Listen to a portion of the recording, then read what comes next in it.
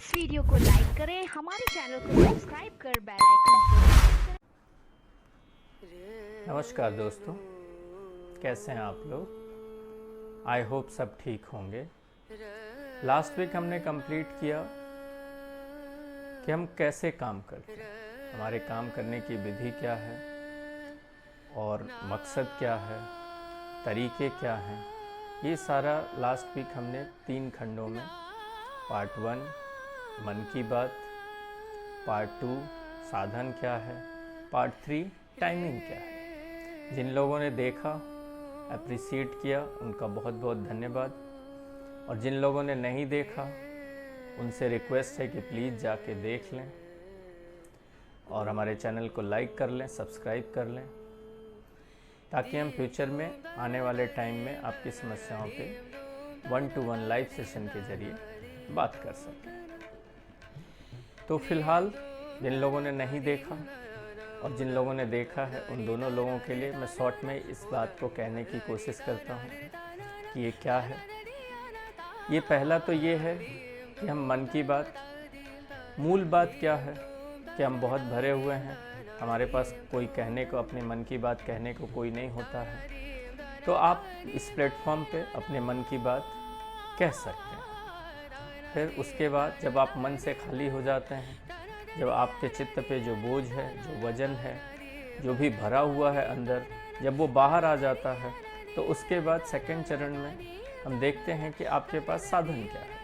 मतलब सब लोगों के पास अलग अलग शक्ति है। किसी के पास पैसा ज़्यादा है, किसी के पास पैसा कम है, किसी के पास घर है, किसी के पास घर नहीं है, किसी के पास नौकरी है, किसी के पास नौकरी नहीं है। मूल पॉइंट क्या है? मूल पॉइंट ये है कि आपकी शक्ति कितनी है, क्योंकि उसी हिसाब से मन की बात, मन से तो आप बात कह के खाली हो गए, लेकिन सेकंड में आपके पास साधन क्या है, रिसोर्सेस क्या हैं, जिसके इस्तेमाल से आप अपनी मंजिल को पा सकते हैं। तो ये हमने दूसरे चरण में किया। फिर तीसरी मूल बात क्या है कि मन की बात हो गई, मन से खाली हो गए, फिर रिसोर्सेस भी हो गए कि आपके पास क्या है, क्या नहीं है।